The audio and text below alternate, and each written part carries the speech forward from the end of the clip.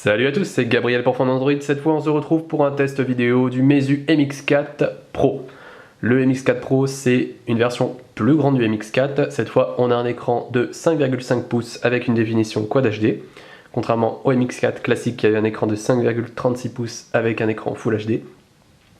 Et je vais revenir particulièrement dans cette vidéo sur la fameuse interface FlymeOS 4 qui est une surcouche pour Android 4.4 KitKat. Alors avant, je vais quand même refaire un petit tour du propriétaire, même si je l'ai fait dans une vidéo déballage précédente. Donc on a cet écran de 5,5 pouces avec des bordures extrêmement fines, la caméra frontale de 5 mégapixels ici, le bouton central qui fait office de lecteur d'empreintes digitales également. On va voir tout de suite comment ça fonctionne. Pas de touche tactile sur les côtés. Sur la tranche gauche, le bouton de contrôle du volume. Sur la tranche droite, rien du tout.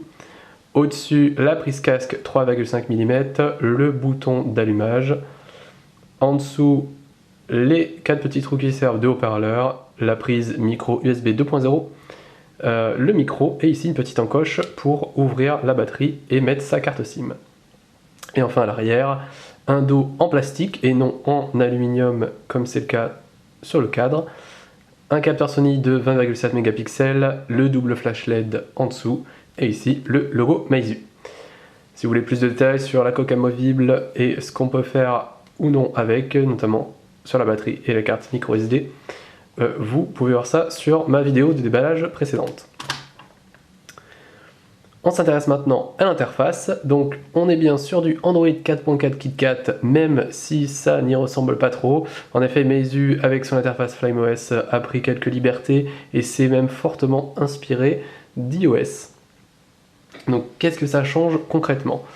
Donc comme vous pouvez le voir, on a un bouton central ici, on n'a pas de touche ni multitâche ni retour comme ça peut être le cas par exemple sur les mobiles Samsung. On n'a pas non plus les touches Android classiques sur l'écran comme c'est le cas sur le LG G3 ou même sur les appareils Sony Xperia. Donc ici, tout va se faire ou presque sur l'écran. Donc je vous montre ça tout de suite.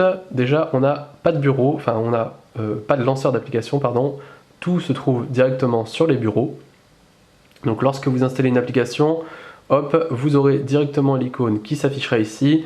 Et s'il y a des applications par défaut que vous voulez supprimer, cela n'est pas possible, voilà, de le faire facilement. Donc par exemple l'enregistreur, vous voyez, si jamais j'en veux pas, je peux pas le cacher. Même chose pour l'application Smart Voice. Donc la solution de repli, on va dire, c'est de mettre tout ça dans un dossier fourre-tout. Voilà ce que j'ai fait ici. Pour le reste, tout s'affichera sur le bureau. Donc c'est un petit peu frustrant au niveau de la personnalisation. Après, il y a toujours la possibilité d'installer un autre launcher. Mais voilà, c'est vrai que de ce côté-là, c'est un petit peu dommage. Un mouvement sur le bord de l'écran du bas vers le haut permet de nous montrer des raccourcis vers les dernières applications utilisées, donc c'est un raccourci rapide, ça peut se montrer assez pratique.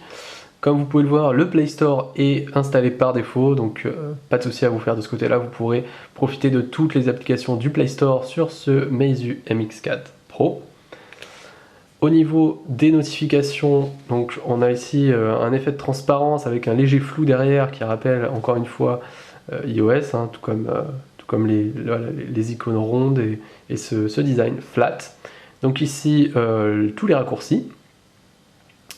Donc bon, les raccourcis classiques, hein, voilà, on est habitué, on a le mode avion, le Wi-Fi, le Bluetooth, mettre son téléphone en mode muet, etc. Donc ça change pas beaucoup, on connaît ça parfaitement sur Android.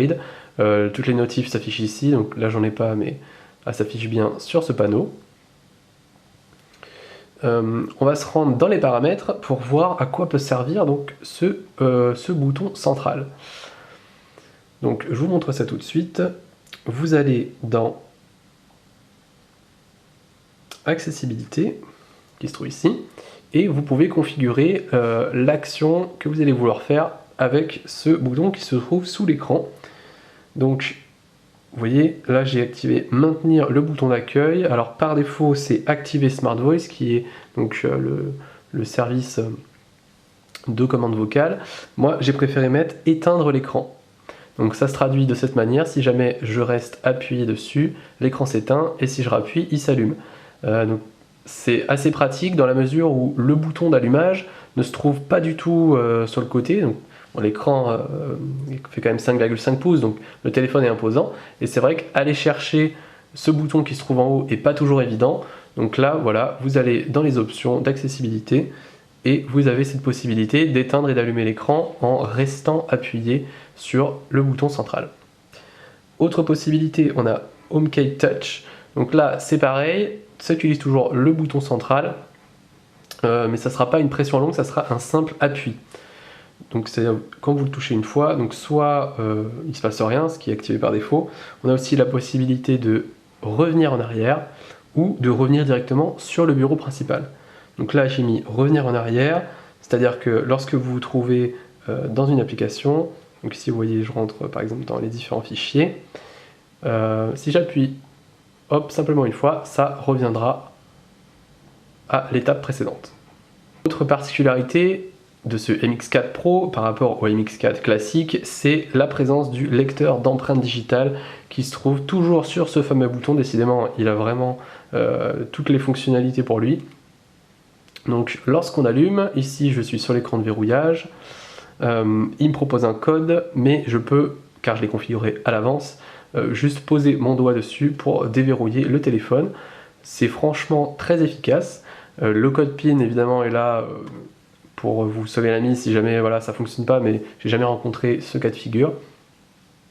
Donc vous pouvez aller dans les paramètres, vous vous rendez sur les options empreinte digitale et sécurité, et après à vous de choisir comment vous voulez déverrouiller votre écran, ou avec quoi vous voulez vous servir, enfin pourquoi vous voulez vous servir de ce lecteur. Donc moi je l'ai choisi pour déverrouiller l'écran, mais ça peut également être pour verrouiller un dossier particulier.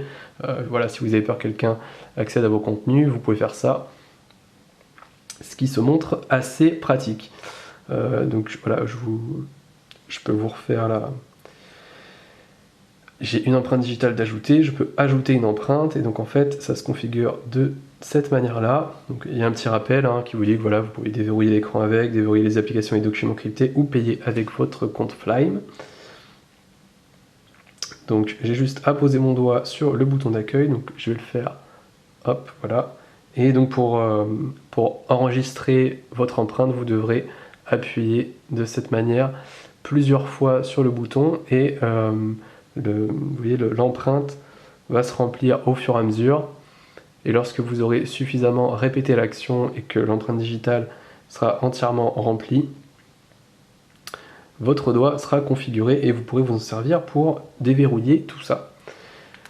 Donc c'est très pratique dans la mesure où d'autres smartphones Android proposent un lecteur d'empreintes. C'est notamment le cas du Huawei AscenMat 7, mais son lecteur d'empreintes est situé à l'arrière, donc ce qui ne le rend pas forcément pratique, par exemple quand vous avez votre téléphone posé sur la table et que vous ne voulez pas forcément le prendre en main. Donc voilà, si vous voulez le déverrouiller, vous êtes obligé de le prendre et d'appuyer derrière pour déverrouiller. Ici, tout comme sur l'iPhone, encore une fois, encore une référence, mais c'est vrai que la Meizu s'en est inspiré pour ça et pour quelques éléments de l'interface. Mais le résultat est vraiment très positif et ça fonctionne très bien. L'appareil photo, il faut savoir que le capteur derrière c'est le même que sur le MX4, c'est un Sony de 20,7 mégapixels. Donc il prend des bonnes photos, ça s'améliore même par rapport au MX4, donc il y a eu une amélioration logicielle. Les photos sont de bonne qualité, elles sont assez détaillées. Le mode HDR en revanche n'est pas forcément très efficace. Donc là c'est pareil, je vous invite à aller sur mon test pour voir tout ça. Vous retrouvez toutes les captures. Pour ce qui est de l'interface en elle-même, on a bien sûr toutes les options, donc macro, manuel, vous voyez là, voilà, j'ai tous les modes. Donc si vous voulez avoir un peu plus de contrôle, je vous conseille évidemment d'aller en mode manuel, sur lequel voilà, vous aurez un contrôle sur la balance des blancs, sur le réglage des différents ISO. Si vous voulez plus ou moins de sensibilité pour capter la lumière. Bref, l'application est complète, le capteur s'améliore par rapport à MX4, il n'est pas non plus infaillible, hein, ça c'est clair, notamment en faible luminosité, voilà, c'est pas non plus extra, ça n'atteint pas le niveau des meilleurs, mais il s'en sort très bien. Un petit mot sur les performances, donc là c'est pareil, je le dis sur mon test complet sur phone Android, mais il faut savoir par rapport au MX4 classique qui lui embarque un processeur Mediatek, ce MX4 Pro embarque un processeur Samsung Exynos 5 de 8 cœurs également. C'est le même qu'on a sur le Galaxy Alpha par exemple. Donc les performances sont vraiment très bonnes. Le SoC est gravé en 20 nanomètres, donc c'est l'avantage de consommer un peu moins d'énergie. On a un surplus de puissance qui permet de parfaitement gérer cet écran Quad HD.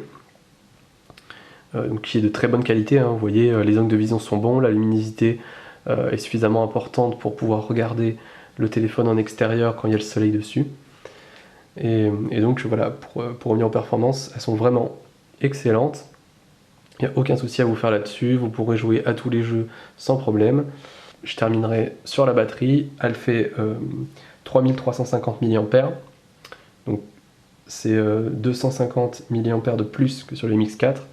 En revanche, voilà, l'écran est supérieur, la définition aussi, mais tout de même, ce gain de capacité de batterie allié au processeur Exynos fait que ce MX4 Pro a vraiment une excellente autonomie, meilleure que celle de son petit frère, et c'est vraiment une bonne surprise, vous pourrez tenir sans problème une journée et demie, 2 jours si jamais vous faites un peu attention. Donc voilà, c'était un test vidéo du MX4 Pro de chez Meizu. N'hésitez pas à liker cette vidéo, laisser des commentaires, poser des questions ou vous abonner à la chaîne YouTube.